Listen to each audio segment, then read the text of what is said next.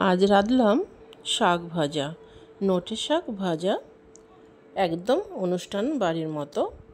এই নোটে শাকটা আমাকে একজনে দিয়েছে পাশের বাড়ি থেকে, তো সেই শাকটা আমি ভেজেছি। ভীষণ ভালো শাকটা, একদম কচি। এই যে শাকটা, নোটে শাক কে কে চেনো আমাকে বলো।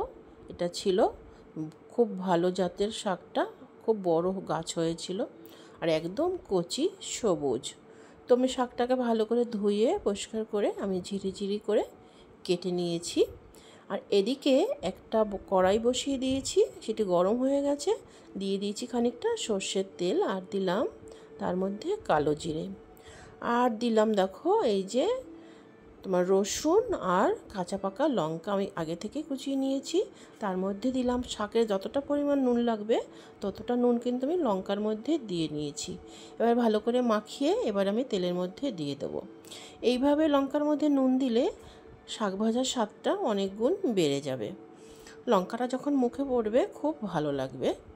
তো একটু নাড়াচাড়া করে এবার দিয়ে দেব আমার কুচিয়ে রাখা শাকটা। তো অনেকটাই তো হয়ে যাবে একটুখানি। তো যাই হোক, শাক দিয়ে আমি উল্টে পাল্টে একটু নেড়ে চেড়ে দেবো। তারপরে একটু নাড়াচাড়া করে আমি এটাকে ঢেকে দেব। ঢেকে দিলে একটু জল বেরোবে। আর এই লঙ্কার পরিমাণটা দেখে অনেকে ভাবতে পারো তুমি লঙ্কা ভেজেছো না শাক ভেজেছো। সত্যিই বলেছো, কেননা আমি একটু ঝাল ঝাল করবো বলেই আমি অনেকটা লঙ্কা দিয়েছি। দেখো ঢাকনাটা তুলে দেখলাম বেশ শাকটা নরম হয়ে একটুখানি হয়ে গেছে আর একটু জল বেরিয়েছে। যাই হোক, আবার নাড়াচাড়া করে আমি দিয়ে দেবো, আবার আমি ঢাকতে দিয়ে দেবো। আমি কিন্তু একদমই হলুদ ব্যবহার করব না, আর একটুখানিও মিষ্টি ব্যবহার করব না। চিনি আর হলুদ ছাড়াই শাকটা ভাজবো। আবার ঢাকনা তুলে রীতিমতো আমি আবার নাড়াচাড়া করে একটু ছড়িয়ে দিলাম, যাতে একটু জল ভাব যদি থাকে ওটা শুকিয়ে যাবে। আর এই শাকটা আরও স্বাদ বাড়ানোর জন্য আমি নিয়েছিলাম একটু বড়ি, ভেজে নিয়েছি। এটাকে আমি গুঁড়ো করে দেব। এই বড়িটাকে গুঁড়ো করে দিলে শাকের যে স্বাদ সেটা কিন্তু দ্বিগুণ বেড়ে যাবে। তো এটা অনুষ্ঠান বাড়ির মতনই খেতে হবে। তবে তোমাকে কথা দিচ্ছি, যদি এইভাবে বাড়িতে তৈরি করে খাও তাহলে তুমি যতটা পরিমাণে ভাত খাবে তার অর্ধেকের বেশিটাই তুমি এই শাক ভাজা দিয়ে খেতে পারবে। আর সবশেষে যেটা না দিলেই নয় সেটা হলো সর্ষের তেল। একটু কাঁচা দিতে হয় যে কোনো শাকে, তাহলে কাঁচা সর্ষের তেলের একটা ফ্লেভার আসে শাকে, সেটা খুব ভালো আসে। তো যাই হোক, ফাইনালি আমার কিন্তু রান্নাটা প্রায় হয়ে এসেছে।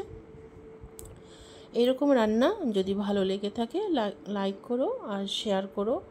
আর যদি নতুন কেউ হয়ে থাকো তাহলে অতি অবশ্যই সাবস্ক্রাইব করে আমার পাশে থেকো, আর বেল আইকনটি অন করে দিও যাতে আমার নতুন ভিডিও তোমাদের সামনে আসে।